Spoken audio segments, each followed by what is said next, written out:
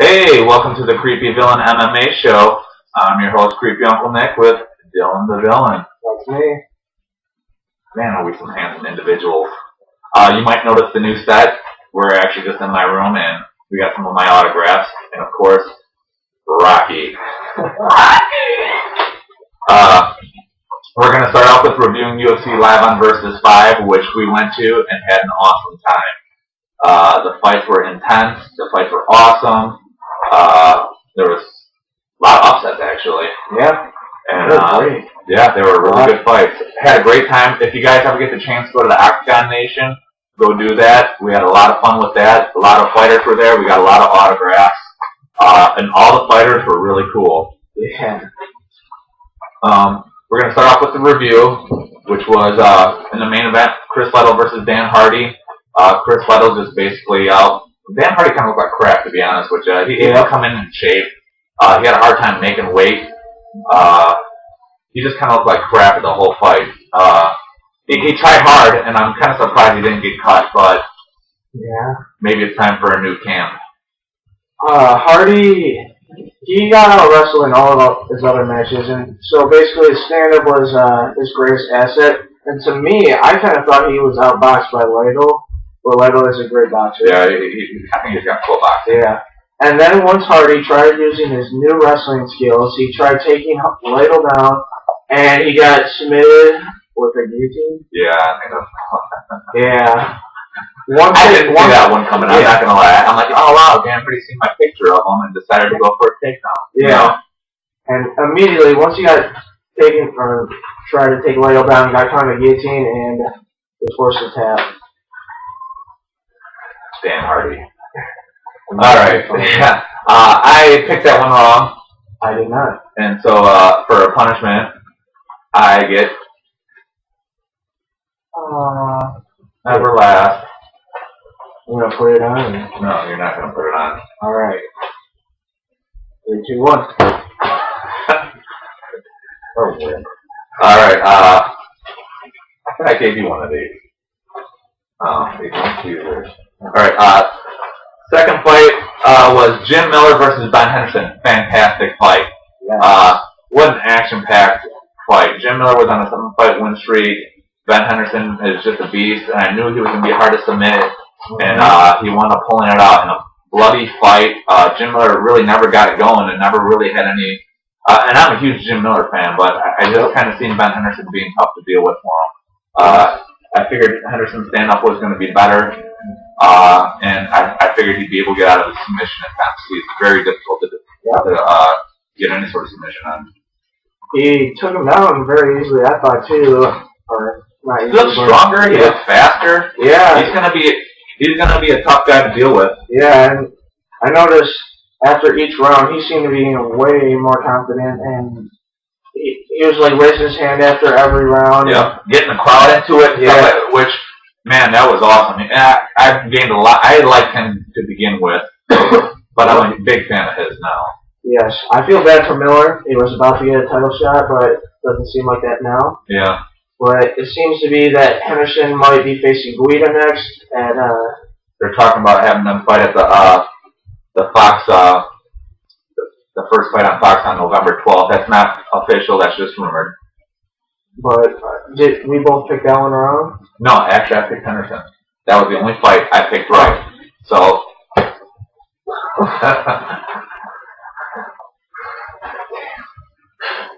That's stupid. Yeah. The other fight, Dwayne Bang Ludwig beat Amir Sadal. I don't know why I didn't call this fight.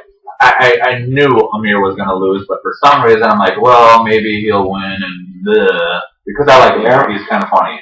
I should have seen this one coming. Amir, go to a different camp. Yes. Learn some wrestling. Change stuff up. Do something to get better. You're not getting any better. I like you, and do something, please. I'd like to see you stay in the UFC. I agree totally. He entered the Ultimate Fighter. He was a great Muay Thai practitioner, and all I hear is how he's going to Thailand to getting his Muay Thai even better. But you don't hear him going to America to get his wrestling best. Yeah, or Brazil to get his jiu-jitsu better. And I felt like he got outstruck against Dwayne Ludwig. Dwayne Lovewood is a good Muay Thai guy too. Yeah, that's what he was known for, but he's aging, so he should have. I don't know. I thought that was a tailor-made fight for Amir Sadala, and he lost it. Yeah, I think he lost every round too. Yeah. But we both picked that one wrong. Freaking nose. What was the other fight on there? Donald Cerrone versus Charles Oliveira. I'm gonna go on the line and say this. Donald Cerrone was the only guy during the open workouts that was kind of I don't want to say a jerk, but he didn't want to sign autographs. He didn't want to talk to the fans. Really, he did, but he wasn't really not as like the other fighters. I'm gonna sneeze because of that punch. But it was a great fight. Cerrone looked really impressive against this young, hungry kid, Charles Oliveira, who I thought were dropping to 145 too. Yes, that's a rumor. No, he did. He said he dropped to 145 and he signed a new fight with a new contract with UFC. Yep. And I think that's great for him. But yeah. Cerrone, his stand-up is outstanding. His leg kicks are real deadly. His jiu-jitsu is really good too. A lot of people don't see it because he does stand-up, and he looks pissed for some reason. Yeah. The whole fight, he just came out. Normally, he's a slow starter. He come out and he was destroying the guy. It was amazing. I think what really motivated him was his last fight against Wagner Hosha. He didn't finish him. At the end, everyone was booing him because he didn't get the finish, and I think that really motivated him. And he got a first-round TKO against a top guy, in my opinion. Yeah, and I did not pick Cerrone. I picked Oliveira. Yes, you know what that means, ladies. Hey. Now, on to the UFC news. Of course, as most people know, the UFC signed a 7-year deal with Fox. This is huge. This is gonna do nothing but good things for the sport. It's gonna get more people to notice it. It's on the same station as Fox, or as Fox as football, as baseball, NASCAR. It's huge. It's a great thing for people. People always watch Fox, and especially on Sundays and Saturdays. So they're really. I know the sport's gonna be really big. Dana White said how it's gonna be the biggest sport in 10 years. This is gonna help it tremendously. The one thing I love that Dana White's doing, I don't know if you heard this, is before every fight on Fox, he's gonna do a pre and post fight to educate fans and stuff like that. So to let them know that hey, it's not just cockfighting, and it's not there's really no. I don't want to say no risk of that, but it really is minimal. Yes. It's not people just killing themselves. It really is martial arts. Yes, boxing has more deaths than the Ultimate Fighting Championship. And they were also talking about going to G4 and buying the channel. Yeah. I'm glad none of that stuff actually came through. I think this is a much better. I don't think there could be a better spot. They're going to be on the Fox Sports Networks. They're going to be on FX. The Ultimate Fighter is going to be on FX, and they're doing a new series for it. And they got where they're going to be doing all the fights live, which is going to be kind of interesting to see how they do that and pull it off. Yes.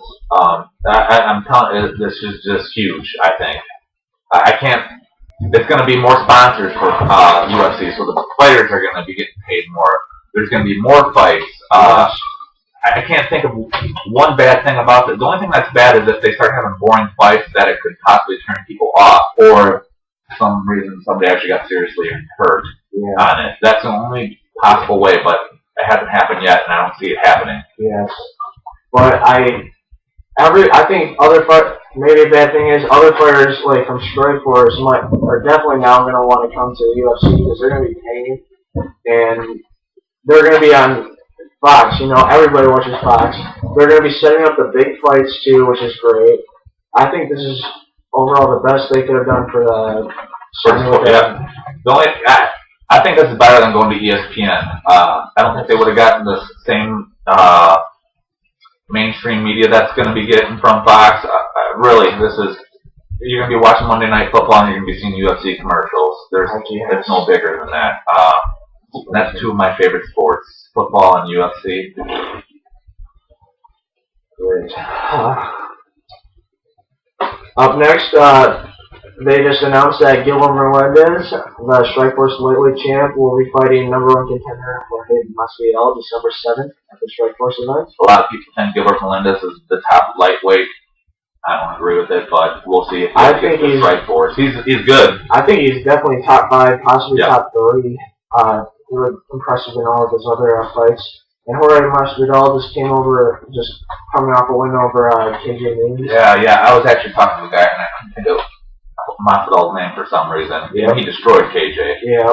So I think it's going to be a good fight for Strikeforce and for Melendez, because he, I think if Melendez wins that, he should come to the UFC and unify the titles. On to other news, Mayhem Miller, coach of the Ultimate Fighter, just got arrested for assault. Yeah, he choked his sister. His sister wanted to leave a party, so he put her in a headlock, and his sister called the cops and got him arrested. That's gay. Yeah. Seriously? And actually, that's what Mayhem, I think, said too. That was gay. They just need to be put in their place. Sometimes. Speaking of gay, I don't know if you guys heard this, but Minotauro said he doesn't want to roll with gay people. I agree. You'll I find agree out too. later. Yeah, I agree too. Kenny Florian will be commentating at UFC Rio. Joe Rogan might not, Yeah, Rogan ain't gonna be there, and that's sad because I find Rogan really funny. Bellator, it's rumored that Spike TV might have an exclusive, they want to sign a deal with Bellator. That would be good for Spike. I don't know, I'm not a big MTV Fan. Yeah, and Spike is known for having MMA, and there's Spike, the Spike president or whatever was at the last Bellator fight with Cole Conrad and all those guys fighting. They put on a good show. I think the move is going to happen. Personally, MTV it's not a UFC. It's not even a sports network. It has really no business being there. It should go to Spike. And Spike and MTV too are both owned by the same company. I think it's Comcast or whatever, Viacom or whatever. And so I think eventually it's going to happen, and I think it's going to be good. I actually really like Bellator. Their fights, they need some competition, better competition in there, but I think it's good. Speaking of Bellator, Seth Petrozelli didn't want to be known as the KO killer. Yeah, got a great win over Rico Rodriguez, who had a good win streak, so good for him. Cole Conrad, unanimous decision win over Paul Brentello. A lot of people are dogging Cole Conrad for this fight because they were saying, all he did was jab and, then Wrestle. You know what? Cole Conrad is supposed to have no stand-up, and Paul Brentello is known for his stand-up. And Cole Conrad just jabbed him, and Paul Brentello had no answer for it. Yeah. That was a good fight for Conrad. It shows his improving skills. Yeah, even though he didn't finish, I thought that was great for him. Basically what you said, he just outstruck the striker, and, Conrad I think is going to be forced in the later years. I think he should go against Roy Nelson. Yes. In the fight of like the slops. Yes. That'd be outstanding. Pat Curran. Titty fight. Pat Curran won the featherweight tournament against Marlon Sandro, and that was a great knockout. Kick one? Yes. If you look on the Facebook page, I posted the highlight of it. It was fantastic. Yes. Great fights for Bellator. I actually hope they sign this fight. Yeah. Big news was, and this happened actually the day of the fight that I noticed with Sean Thompson, the striking coach for a lot of people, died, and that's really sad. Yeah. Chris Radecki. Yes. The guy that did Mark Harmonic. Or some of the. All the guys are Extreme Couture, really, basically. Yeah. Randy Couture. Vitor Belfort, but he died. He died from heart attack. Yeah. Yeah, his family had a heart issues or something. It was a real shock to the MMA world. So, prayers and thoughts to all of his family. Yeah. All right, we're gonna start with doing on this one. We're gonna finish off this one with the Spike TV fight, the prelims. The first one is Rusumir Pujols versus Dan Miller. Rusumir Pujols is 21-3. Yeah, and he's going against Dan Miller, who's 13-5. IFL champ. Yep. Dan Miller is in danger of being cut here, and Pujols is a BJJ expert, and he's a beast. I see him winning. I see Paul Harris winning too. Big main factor is Miller lost to Marquardt by decision. Well, the big thing is I pick Paul Harris. Then Thiago Tavares is 19-4, is going against Spencer the Kingfisher, who's 25-7. 5 seconds. All right, I pick Fisher. This is going to be just the battle of the loser goes home, I think. I picked Tavares. I think he's overall better MMA fighter. All right, we'll see you for the main card on